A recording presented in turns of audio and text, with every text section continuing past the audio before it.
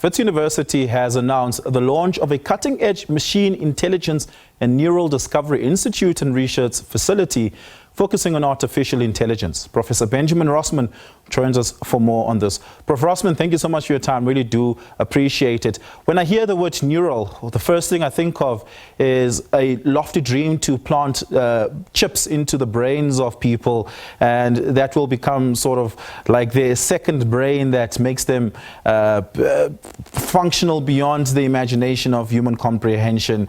What exactly are we researching here, Prof? Great. Well, thanks for having me on.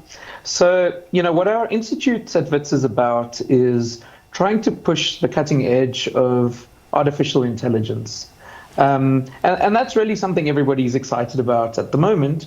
But what we want to make sure is that we're innovating in artificial intelligence itself, rather than just using AI that's developed elsewhere and kind of importing it and just using it off the shelf. So we're trying to build the next generation of AI tools. And an important part of that is drawing insights and inspiration from the natural world, which there's a long history of that in the field, but we're trying to really build a core competency in this area at Wits.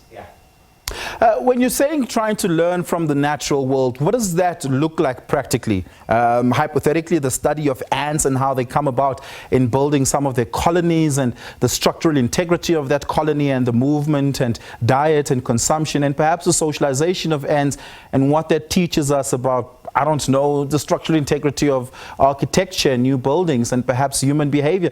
Is that the sort of pedagogy that you're looking to be able to develop here? Exactly. That's the kind of thing. If we look at the way AI works today, the chat GPTs and all these other tools that everyone's so excited about, a lot of the ideas from that have been kind of inspired by understanding how the brain works. And so we draw a lot of inspiration from there. When we look at how modern robotics works, much of that inspiration is drawn from psychology, how we learn, how children learn, how animals learn. And so, looking at these different examples, we can draw inspiration and we can build new kinds of technologies. What you mentioned about the ants and ant colonies, in fact, we use those kinds of ideas to optimize, to kind of solve certain kinds of problems. So we're always looking for interesting ideas, like how did nature solve these problems that we're looking at similar problems now? Yeah. What does a data center like this look like? I would imagine that you're processing billions of data points at any given moment that gives you some sort of behavioral pattern about the subject that you're studying at the moment. But what does that look like practically? So actually, the core of this institute is about the people rather than the data.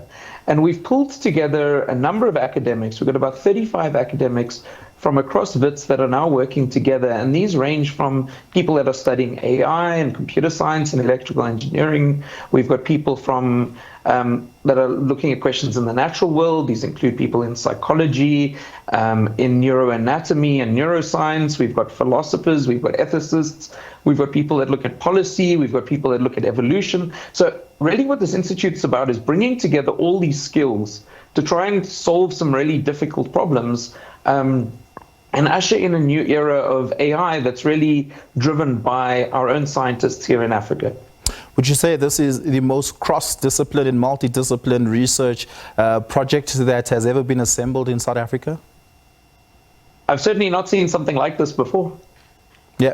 Prof. Rosman, thank you so much for your time. Thank you so much for your insights. Really do appreciate it, and all the best with your ongoing research in this facility. Really do appreciate it. Thank you.